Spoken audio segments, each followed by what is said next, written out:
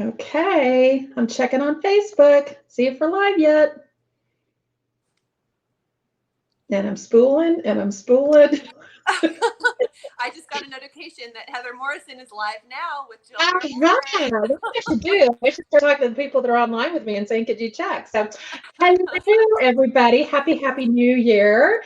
And thank you for joining us today for this week's episode of Bold Breakthroughs. And I am so over the moon excited to bring to you my guest today, Jill Verboort. Jill and I met at a Women in Networking group.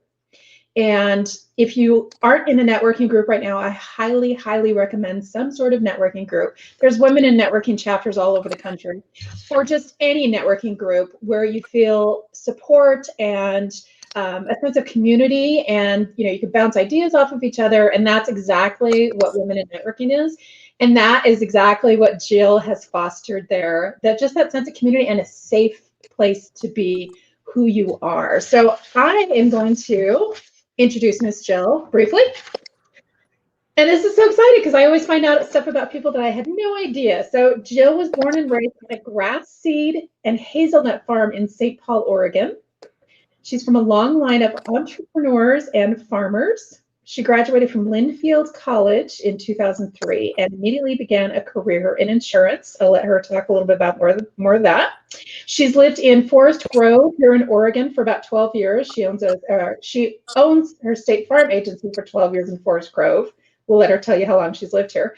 She has a wonderful husband named Jarrett, two gorgeous daughters, Lila, age 11, and Gwen, age 7. She loves to spend time with family the most, and the COVID shutdown has created so much space for that. So I love that you looked for the silver line in all of that. She loves to travel, read, write, do puzzles, and make a list. So it's nice to hear from another list maker because I have them all over my life and all over my office and all over my house. So Miss Jill, I'm so excited to have you here today. Thank you. I'm excited to be here, Heather. And I got to say, we did meet at Women Networking, and one of the meetings that still stands out the most in my mind is the first time that I heard you speak.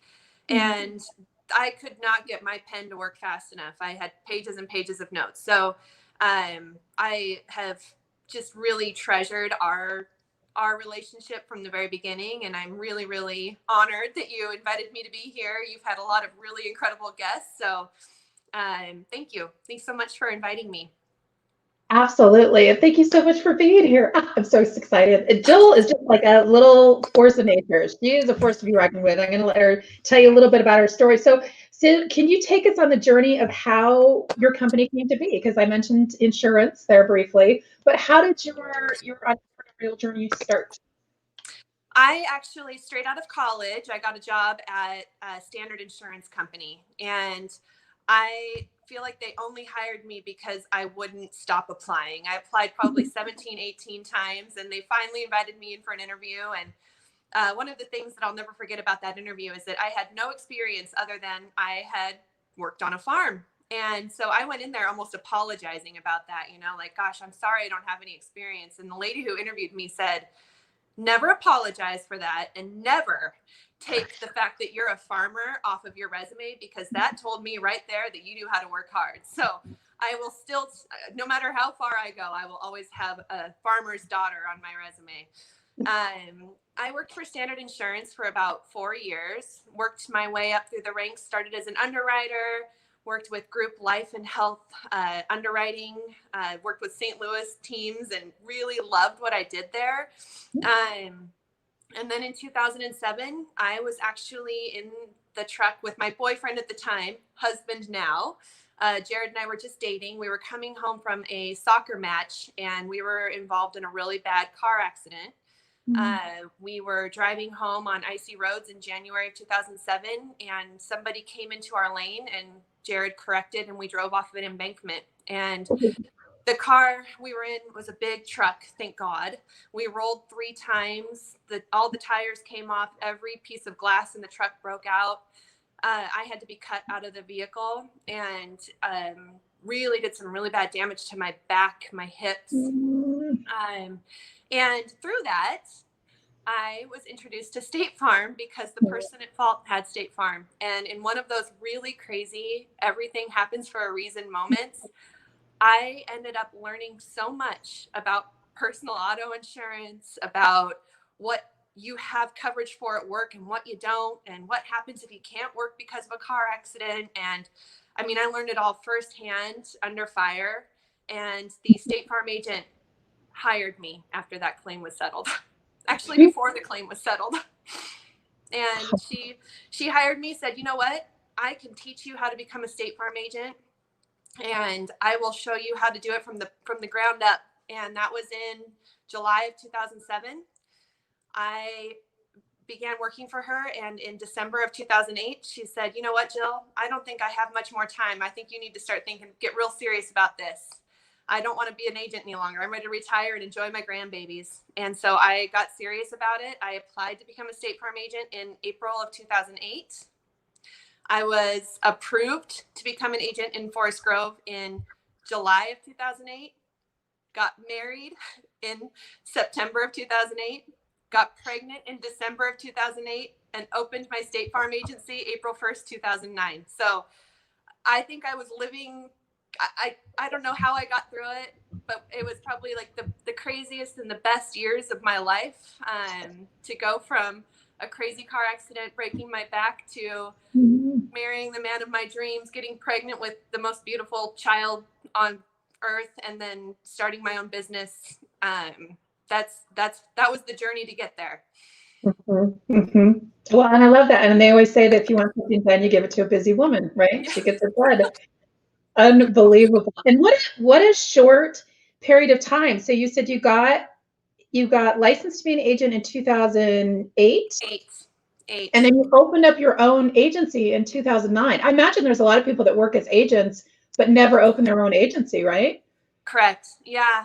And I mean, there are people who work for agents for a career, and I don't even think I had time to think about whether I was going to go that path or go the agency path. It just kept getting thrust in my way, and you know, it just, the world works in mysterious ways, and it was how it was meant to be.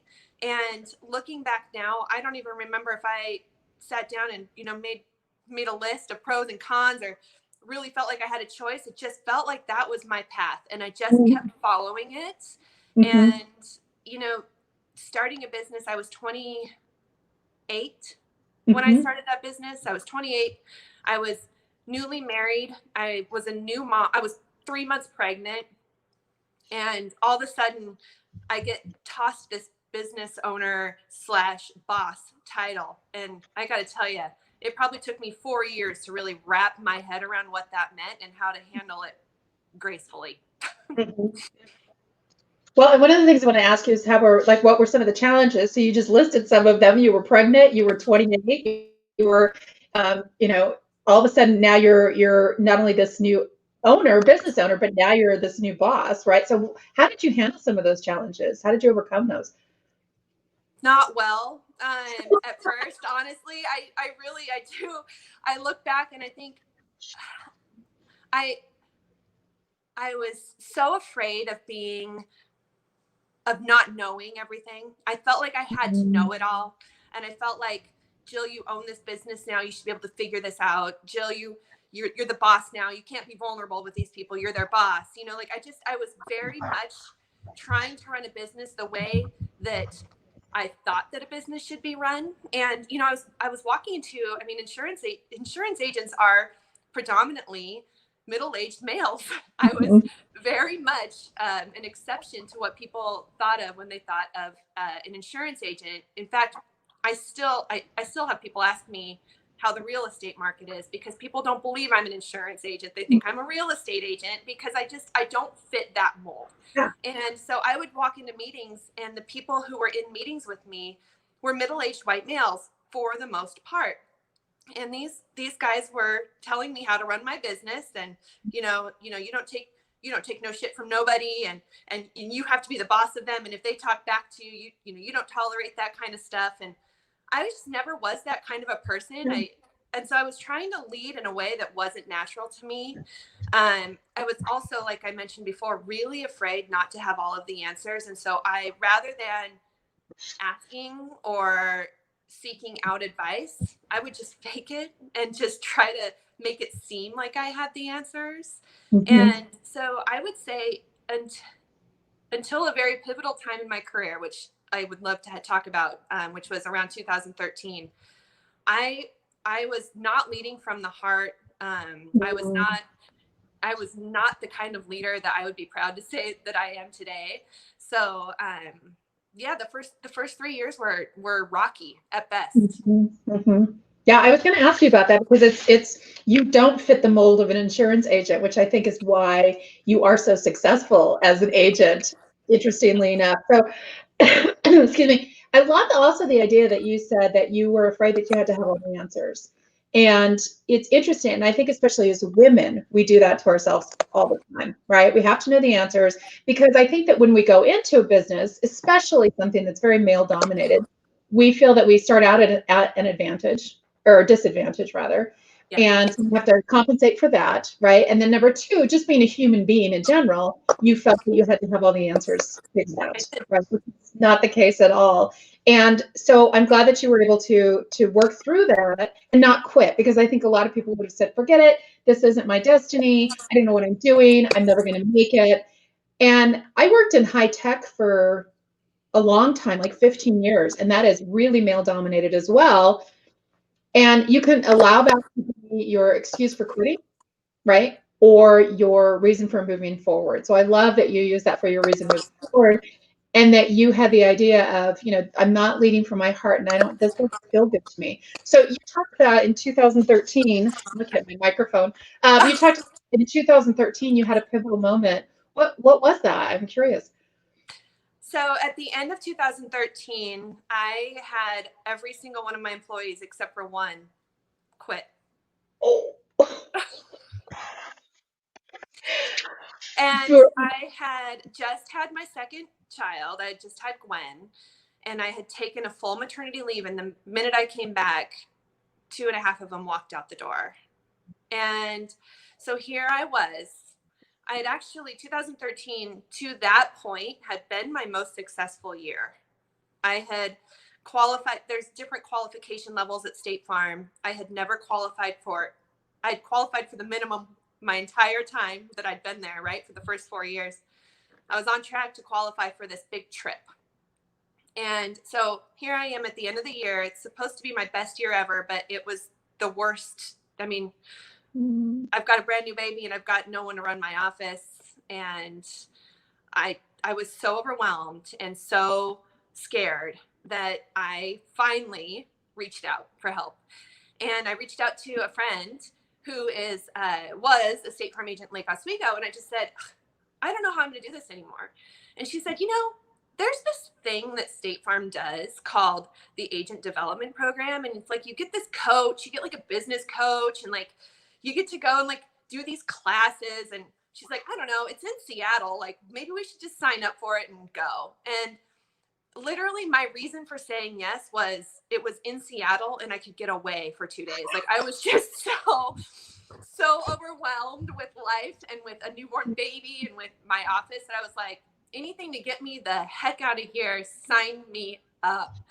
And so that was in 2013. And in 2014, I started going to the agent development program. And sure enough, I got a business coach and I started going through, it was 6 months worth of classes, 6 trips to Seattle, which I didn't know quite what I was signing up for when I did it, but it was the best decision I've ever made, because those classes and that coach really, I really feel like that is when I woke up, and that is when I started to see myself as a leader, as a difference maker, as something other than a boss and a State Farm agent. Like, it was something bigger than that.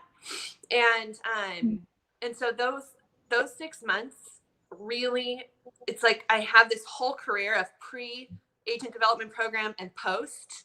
And I would rather just leave that pre stuff hidden dark, dark, dark away, because the post stuff has just been nothing but great. Yeah, I love that. And I especially love that, like, at the root of that change, that pivotal moment in 2013 was the fact that you reached out for help. Like you were like, I don't know what I'm doing. I can't do this anymore. I can't move forward with this. I need some help. And through that, look what a tremendous leader that you became. So almost like in a point of, like giving up and just like throwing everything to the wind and just going, I need help here, which I think is something that yeah, I think that is something that we as women are really hesitant to do because, like you said, we're supposed to have it all figured out, right? Yeah, We're supposed right. to know everything, and it truly is a sign of strength, I think, to say, I've heard that before, like the fake it till you make it. I'm not a big believer in the fake it till you make it. I'm a big believer in exactly what you did. Like, I don't know what I'm doing here. I need some help. And look how many people, there was a program in place already because they realized people needed help and that they wanted to develop their agents because the more successful their agents were, the more successful their business was. So I Yeah. love that you took advantage of that and you're like, I don't know what this is, but I'm going for it anyways. I love that. Yeah. I went in blind, and I had so many aha moments those first 2 days. I mean, I've kept my journal from that time, and I read it back just to know where I was and to know where it led me. I remember driving home from that trip with my girlfriend in the car, and we were silent. I mean, dead silent. Just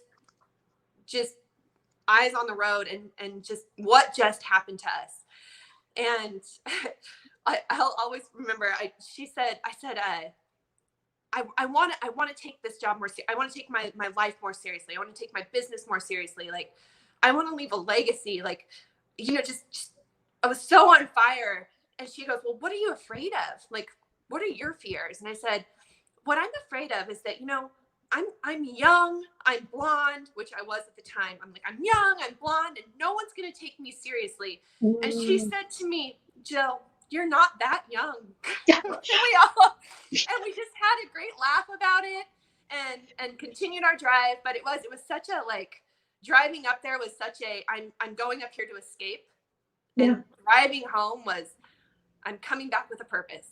Yeah, yeah. I love that. And that's a really good point, especially right now, because I think that it doesn't, like, everyone's got their struggle, right? It doesn't matter what stage you're at in your life. We all look at ourselves like, I'm too overweight. I'm too young. I'm too old. I don't have enough knowledge. I don't, I look a certain way. I don't look a certain way. I have the educational background. I don't have the educational background. I came from a family of divorce. Like there's so many excuses and stories that we tell each other all the time. And that's what keeps us stuck. So I love that your girlfriend jolted you out of that. She's like, you're not that young. You're not that young. Well, now I'm not even that blonde. I've really overcome both of those. But and it's just a really good reminder that no matter where you're at in your stage, you're always going to have some sort of excuse. So you just have to, like, let him go and move forward anyways. I love that. I actually, I had a moment during that first agent development program and class, and I had this aha that I ended up journaling about, and I go back to this all the time. This class made me hold up a mirror to myself and really take a look at who I am and who I want to be remembered for and to be. And I had this aha moment while they were telling me this, we're going to make you hold up this mirror. And my aha moment was, I've been holding up a mirror. I've just been holding it backward. And I have been deflecting everything. Like, I'm blaming this because, my parents never made me have responsibility for that in the past. So I have a hard time with that now. I'm blaming my husband because he's not as supportive of me being a new business owner because he wants me to be at home because I have a baby. I mean, I was holding the mirror up. I was just deflecting all of my excuses and my reasons on anything and everything that I didn't have to blame on myself. And once I turned that sucker around and realized, well, shit, it is me. It has to start with me.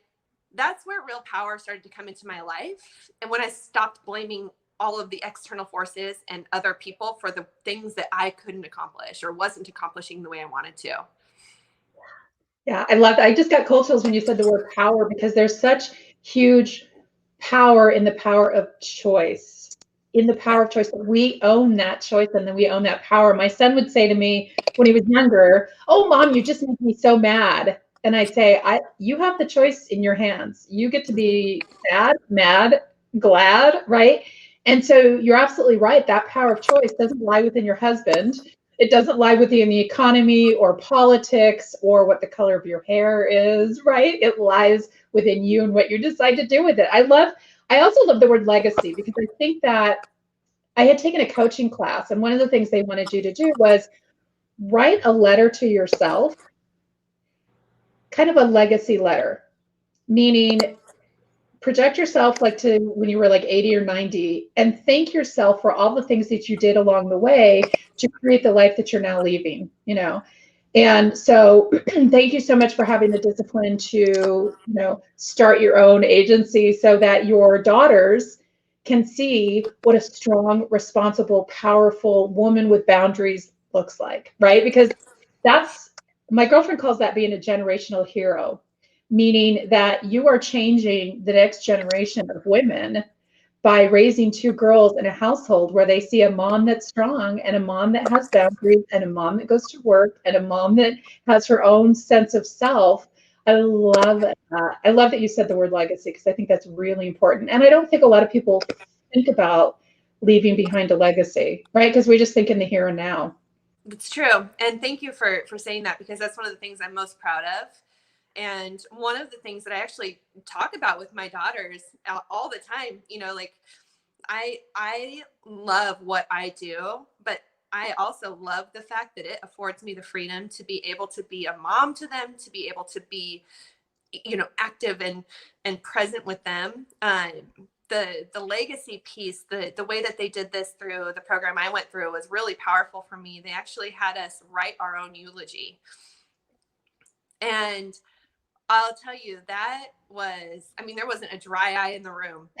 And that was, I laughed about it at the time, but it's really kind of shaped my vision for my life. I, in my eulogy, said, "Can you hear me in the back? I know that the stadium is really full."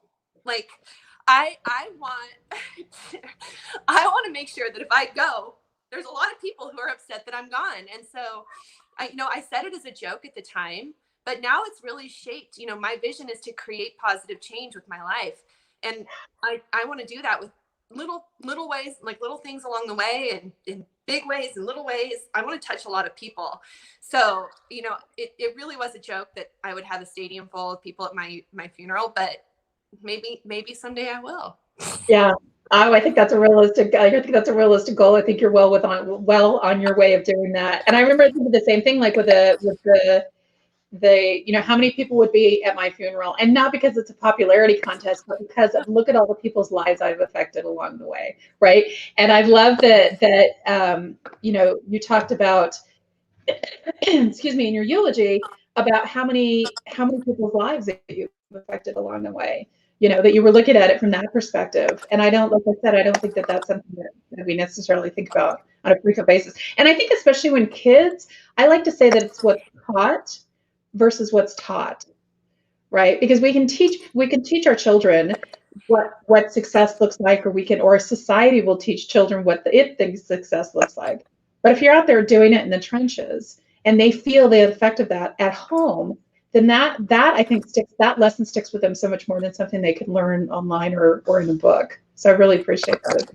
Yeah. So speaking of passion and like what's going on, that things that you love to show your daughters, what's your passion project right now? What are you working on? Well, I mean, State Farm wise, I'm working on building my team, always working on just creating a really great culture and environment for my office staff and for my customers. And but on a personal note, something that I'm working on is in March of this year, I came down with COVID and was one of the first cases in this area. And I started a blog because I was having so many people reach out to me. There were so many questions, no answers. So much fear and uncertainty around COVID at that time, that I decided to start blogging about my experience with COVID-19. And I did it because I needed one place to be able to direct people to, because I was getting asked from a lot of different directions, and really didn't feel well enough to keep up with the communication. So what started as just a way to talk about COVID-19, I really loved writing. I really, really loved that outlet and being able to be transparent and kind of throw some of my comedy. I love to be funny. I love to write. It really kind of just embraced what I love. And so I am thinking that I might pick up my blogging again. And so that is something that is on my radar for 2021. Well, and you talked about going back to building a team. I noticed a picture of your office online. Is it a fair statement to say all the people in your office are women? All of the people in my office are women, yes. And it's not something, it's not like I'm opposed to hiring men. The last man I hired ended up marrying my cousin, and I was the best man in his wedding. So I love hiring men, and we do a great job with men in the office. But yes, we are a power female team at my office. I love it. I was just part of, I'm going through a program with Darren Hardy called The Hero's Journey, and it's about leadership, right? And it's talking about how the dynamic is shifting in leadership roles, right? And how the whole dynamic of the, the demographics have switched in terms of women out earning their husbands, and the number of men that are becoming, certainly before COVID, the number of men that are becoming stay-at-home men. So I love this. I love watching this, and I love being a part of this in history, this whole dynamic change of, it's not, like you said, the typical, middle-aged white man that's running an insurance agent now. And look how many lives, women's lives, that you've affected just in your agency alone. Oh, thank you. It's one of the things I'm really, really proud of that. I mean, State Farm doesn't pay their salaries. I pay their salaries, just to be able to say that I am able to create an income and a lifestyle for 4 other families in my town of Forest Grove that I love so much. I don't talk about it a lot, but I feel a lot of pride in being able to do that. And, I work really, really hard to create a culture where, it's not like the culture we were just talking about before the live about, I don't have like ping pong tables and kegs of beer in my office. I'm sure that my office staff would not be opposed to that, but we do things together as a team, and we look for ways to connect. I'm very vulnerable with my office staff. I tell them when I feel like something's off, or I tell them if I feel like something needs to, I'm just feeling like some energy is wrong here. Like, help me out. Like, what's going on? And it's a great place to work. It's a great place to be able to say that these are my friends, my family, in addition to my employees. And I think our customers feel that too. We really care about each other. We really care about the people that we take care of in my agency. And so I'm really proud of my little tribe that we have there at the office. Well, and what a strength it is as a leader to say I'm vulnerable here, right? Not even necessarily to say it, but just to say, look, hey, listen, I'm looking for you guys, right, to help me figure this out, as opposed to dictating from the top down as to how it's going to happen. So I love that you're embracing that as well. So what's your vision for your company? Well, so we spend a lot of time talking about that. My vision for my company, as far as what we do on the day-to-day, it's the same as my life: to create positive change, to help people get from one state to another, to take care of them so that they know that they're being taken care of by the #1 insurance agency in the USA. And we actually created our own mission statement for my office. State Farm's mission statement is, it's wordy. State Farm's mission statement is to help people plan for the future and recover from I don't know. It's long. So we took the mission statement of what we really want to do with my office, and we created our own.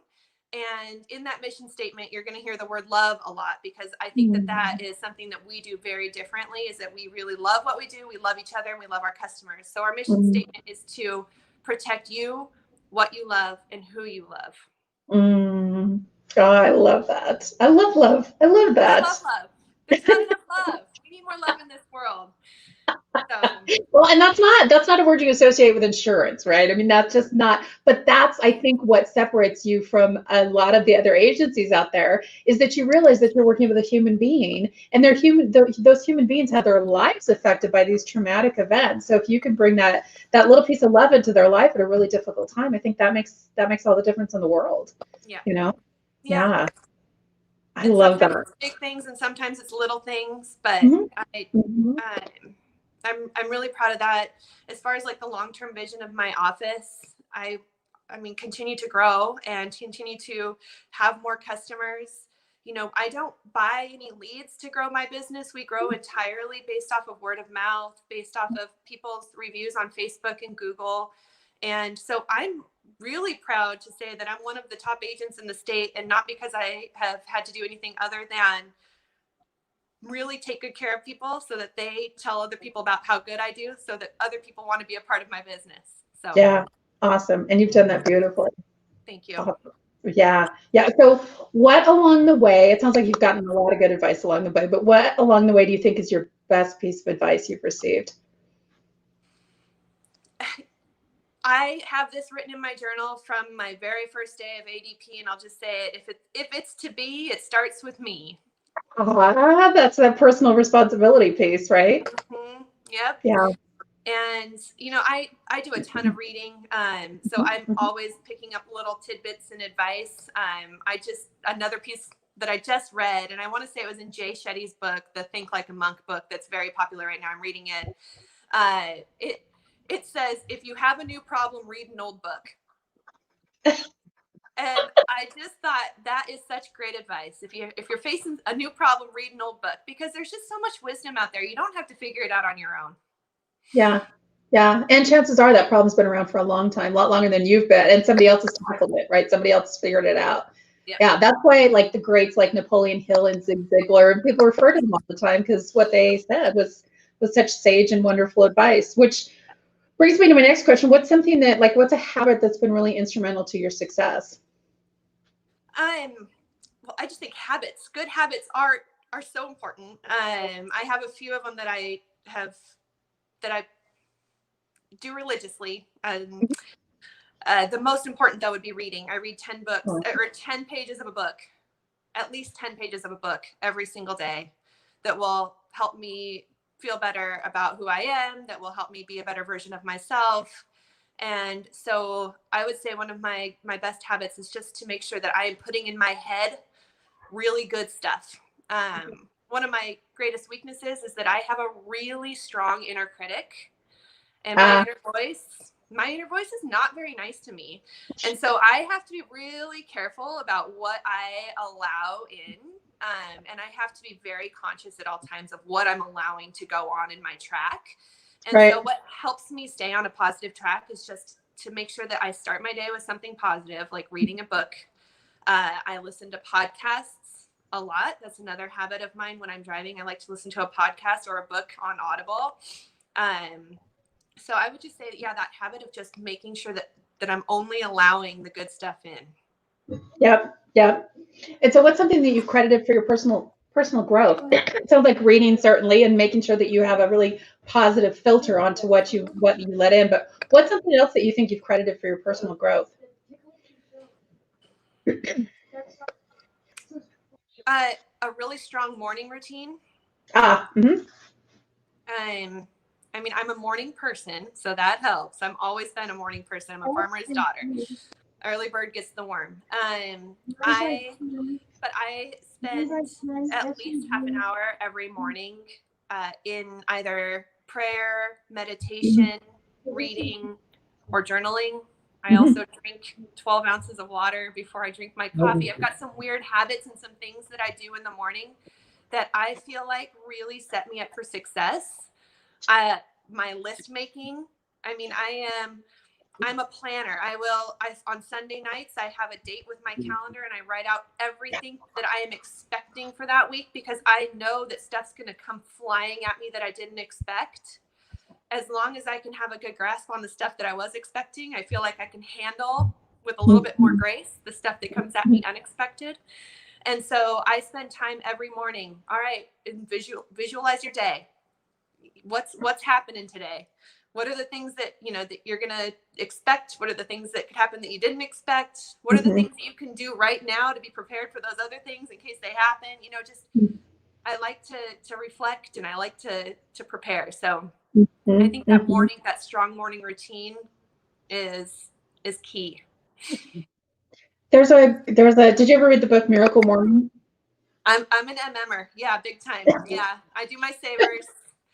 I've never heard it called that before. So what they're talking about, there's a book called Miracle Morning, and it talks about, I think that's the Savers program, right? Scribing. Yeah. So it's SAVERS, Savers, and I think it's Scribe, which is journaling. What is A? So it's silence. Silence. Oh, I'm totally botching this. Go ahead. No, scribing is the last one. So it's silence. Okay. Affirmation, visualization, exercise, read, and scribe.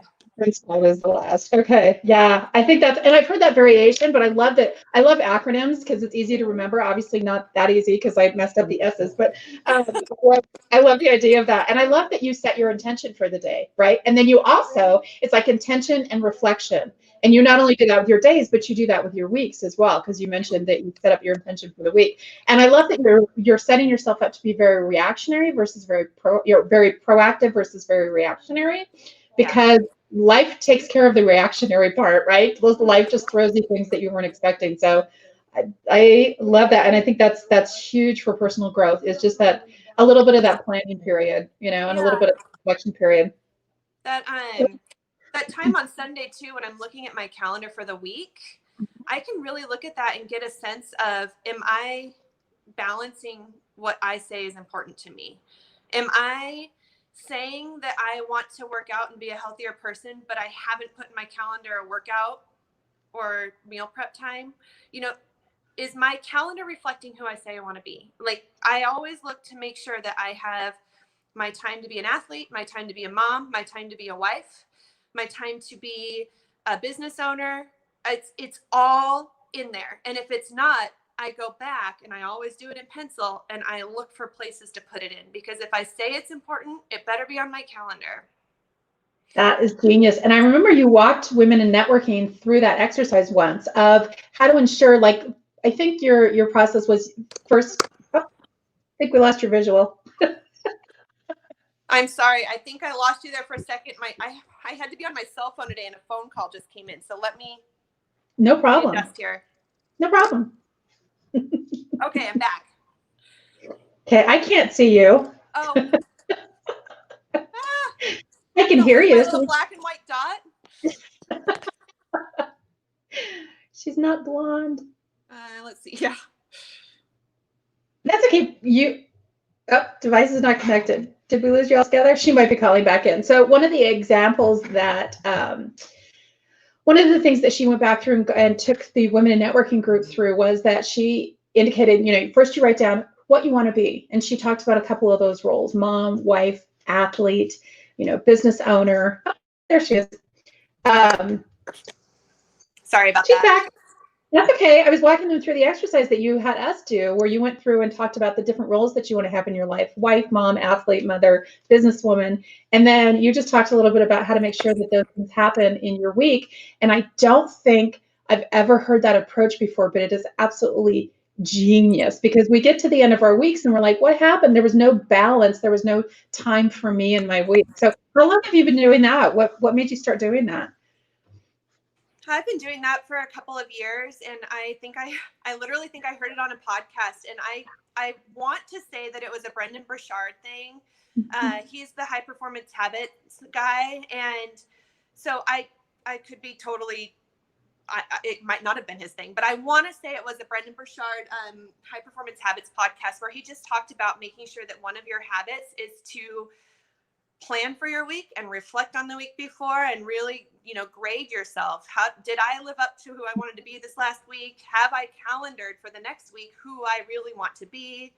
As far as the roles, I am 100% sure I didn't make that up, because I read and listen to podcasts so much, but I got that from somewhere and just thought, that is so true for anyone, but especially as a woman. I feel like, I've got all of these hats. I've got the mom, I've got the wife, I've got the housemaker, I've got the business owner, I've got the friend, I'm a granddaughter, I'm an auntie, I'm a daughter, I'm a lot of things. And if I'm not focusing on and being intentional with being those things, I don't feel like I'm ever really good at any of them. I just felt like I was kind of mediocre at all of them. And so by carving out space in my calendar to say, you know what, on Thursday at noon, I'm going to be an awesome granddaughter and call my grandparents. And on Friday at 5, I'm going to be an awesome daughter and I'm going to invite my parents up for dinner. That is so much better than the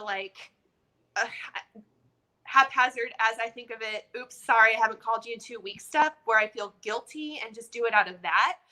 And so that intention behind it has just helped me. I don't think there's ever really such a thing as balance. I don't think that that's something we should be striving for, but that counterbalance where I'm able to say, I've been working a lot, it's time for me to plan a date night. I've been spending a lot of time with the kids and their activities. It's time to ask for help from a grandparent so that I can focus on my job. It's easier when you're intentional with it. And I think that also does two other things. So first of all, I think that when you're working in your office on Monday morning at 9 o'clock, it allows you to free yourself from that guilt of, I keep saying I'm going to spend time with my mom or spend time with the grandparents, but when is that ever going to happen? Oh, that's right. It's scheduled for Friday afternoon at 4 o'clock. I don't have to worry about it, right? So it allows your brain to focus on the things that are really important right now. And number two, it allows you to go back to that legacy piece. Because the thing that people regret the most at the end of their lives is the things that they didn't do, right? And so by building that into your weekly schedule, you're building that legacy along the way. That's when you're building your legacy, right? Whether that's being a legacy as a daughter, or a business owner, or a wife, or a mother, whatever it is.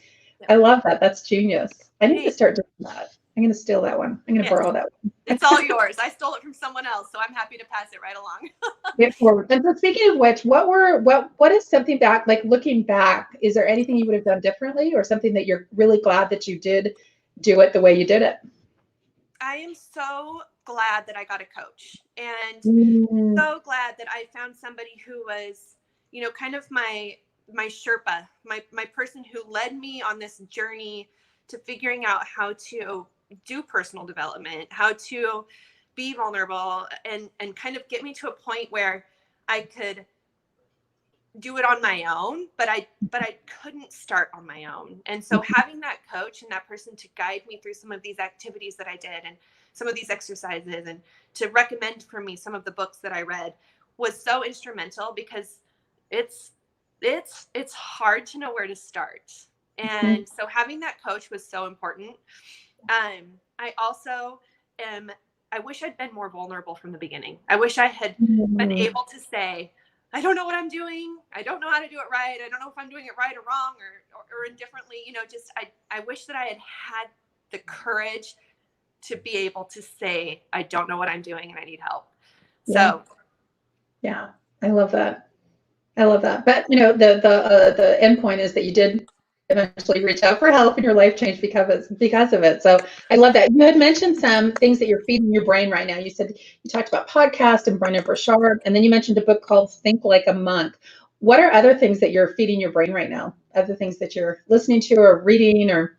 Yeah, so I'm on my Kindle, I am reading Outlander, which is absolutely complete fiction and, some kind of naughty, good novel stuff. I mean, it is just ridiculous, but it is so good to clear your brain too. So I like to be able to read on my Kindle at night. So that's how I shut my brain down at night. I'm not a TV person. So I like to read. So I'm reading Outlander at night. In the morning, I get up and I like to physically hold a book. And so in the morning, I get up and I physically hold my Jay Shetty Think Like a Monk book. That's the one that I'm reading right now. And that one is about training your mind to be more peaceful and more intentional, and creating purpose and gratitude. It's just thinking like a monk. I mean, the title says it all. And then on my Audible, I am listening to Tim Ferriss, The 4-Hour Workweek. Okay, yep. That's a classic. If I had to recommend the 2 books, though, that most significantly shifted things for me at the beginning of my personal development journey, the first one is The Slight Edge. So, And that one is the first time that I really realized that having those small habits are what create huge success. And that book really helped me. It helped me lose weight. It helped me pay off debt. It helped me just start creating some better habits in my life and thinking differently about how I set my goals. Yep. And then the book that helped me really revamp how I run my business is called The 4 Disciplines of Execution. I heard of that one. And that book helped me also with how to set goals, but also with how to lead, to motivate, and to run a successful business where you are in a place. Like, I have a really busy business. I mean, our phone rings off the hook every single day. There's so much. They call it whirlwind, and that's a term from the book, but I think we can all relate to it, even if you haven't read the book. The whirlwind, right? Like, I have great intentions to accomplish X today, but then this happened and I got caught up in it. And I don't know if X is up there, back there, or over there, because I've been spun around so many times. And so the book talks a lot about how to stay focused on the wildly important, regardless of the whirlwind. We can't stop the whirlwind. It's always going to be there. But how do you focus on what's wildly important to you? Okay, I'm going to check out that one because mine's the snow globe. That's what I call the thing I had going, the snow globe all the time, right? And it's funny because I remember talking to my son once, and he was frustrated with school at the time, and he said, I can hardly wait till I'm out of school and don't have to learn anymore. And so I pointed out, that learning never stops. Like, your dad and I are learning stuff every single day. So this is why I like to ask this question, because so many great pieces of information and so many different resources that we can tap into still that are unbelievable and so helpful. So I'm going to check out the 4 Disciplines of Execution. That's like a really good one. There's one, The Slight Edge. There's another one called The Compound Effect. Have you read that one? Yeah. I've heard of it. I have not read that one yet. I'm going to write that down because that's come into my world a few times recently. So I think it's time for me to pick that one up. That's very similar in that, like, 1 degree of movement can make, change your direction in life. So I love that one, Anto. So I have so loved talking to you. I am so in awe of how you do it all, and you do it all from the external world. You do it all so beautifully. Your business is humming right along. You have 2 adorable, sweet little kids. You're maintaining a family life and a home life and a work life, and you just do it all with such grace and with such humor, and you're just so at ease to be around. And I just love that. So I would love to know let other people know how they can reach you as well, and how they can find you and what stuff you've got going on right now. Yeah, I would love to connect with new people, and whether that's for an insurance quote or just for a cup of coffee or a Zoom, whatever. I'm a connector, and I think I can speak for most of us who are probably on this podcast. I miss that. That's one thing that COVID has really caused me some anxiety and some pain over, is that I'm usually out and connecting and talking with new people all the time, and that's really been shut down. So I would love to connect with anyone new.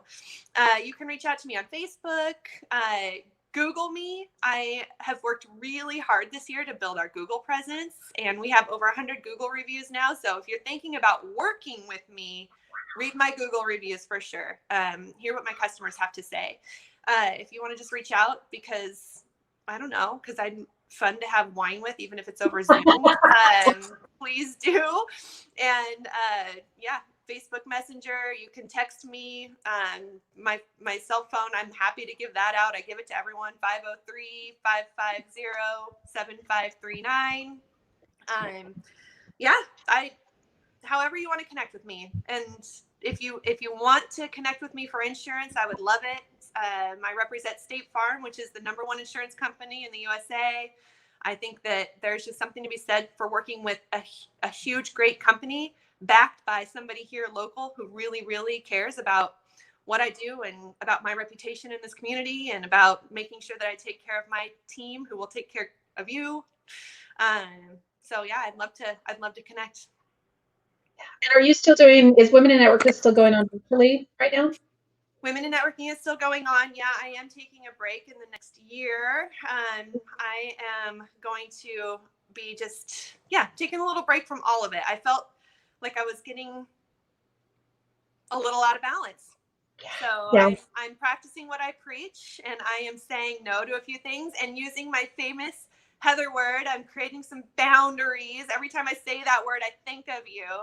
But I had to create some boundaries for myself and just start to simplify a little bit. You know, I feel like 2020 was a year of just complications, and it was hard and nothing seemed easy and everything was coming at you from every direction and it was unexpected. And when things get hard, it's a really good time to go back to the basics and simplify. And so I'm really working on doing that, not only in my personal life, but in my business too. How do we go back to the basics? How do we make this simple? Because it shouldn't be this hard. Well, and so I'm really glad that you ended with that, because one of my other favorite quotes is simplify to amplify, right? Love And that. time spent on the wrong things is time taken away from the right things. And when I hear people say, I'm so busy and I've got so much going on in my life and I can't do anything, my first reaction is, well, then you need to talk to the person that's in charge of your schedule. And that would be you, right? Yes. We do this to ourselves. This goes back to that personal responsibility aspect. We're doing this to ourselves. So I'm so proud of you that you were like, all right, I need to cut some things out. Some stuff's got to go. So good for you. I love that. And I will make sure to put all of your information down below where people can reach out to you. My advice on insurance is that even if you are working with a company, it is free always to reach out to someone, to reach out to Jill to find out like where you're covered, because finding out that you don't have coverage on something when you're sitting in the middle of an intersection and you're in an accident is not the right time to find out that you're not covered for something and you don't know what you don't know. So it's really helpful to sit down with an insurance agent and talk to them about coverage and like where they can save you money and where they figure that you need to up your coverage, or you can kind of, relax your coverage on something else. So, and like Jill said, she's a fun person to have wine with. So I don't know if it's a smart idea to talk about insurance over wine, but it certainly sounds like a good. It's my preferred way. So do you have anything else you'd like to leave our audience with today, Miss Jill? I don't. This has just been so much fun. And I know that sometimes it seems like when people are on these podcasts or these, lives or podcasts, it seems like they've got their lives all together, and I've got my stuff too. And I mean, I'm still facing all kinds of stuff at home and trying to make sure I'm staying connected with my husband and making sure that my kids are healthy. I have my stuff too, but I just want to let you know that I'm an open book about it, and that I hope that you can all just really embrace that vulnerability too, and know that as women, or even as a man, if you're listening to this and thinking, just to know that there's so much power in that. Hiding it or bottling it or holding it inside is not power. Putting forth a brave face is not always power, but being able to say, here's where I'm hurting, here's where I'm struggling, or here's where I'm really doing well. Like there's just so much in that. And I think the more that we can all share that with each other, the better. So thanks again, Heather, for having me on, and for all of your positivity too, and all the energy that you bring to me and to the rest of your followers. Thank you so much. So, excuse me, once again, I'll put all of Jill's contact information in the Facebook page down below. You can reach out to her then. And like she said, she's obviously on Google and Facebook, so you can catch her there as well. I saw that Anne Marie Dixon tuned in and she said hello. Said hello to Miss Anne Marie. And then there's another gal. It says Facebook user, because unfortunately when you use StreamYard, it doesn't allow you to identify. People have to give you permission to identify who they are. So just as Facebook user. I love you ladies, miss you both. Oh, that's nice. Yeah, whoever that is, we love you too. So anyways, I so appreciate you being here today. And I know that 2021 is just going to knock it out of the park for everybody. So it is. I'm glad to see you. And hopefully we can communicate and not just do coffee COVID, but we can actually do some little wine in person as well. So I will keep hoping for that as well. Yeah. All right. Well, take care, everybody. We will see you here again next Tuesday at high noon. And Miss Jill, thank you again. It's been such a pleasure to have you here today. Same. Thanks, Heather. Take care. Bye, guys. Bye.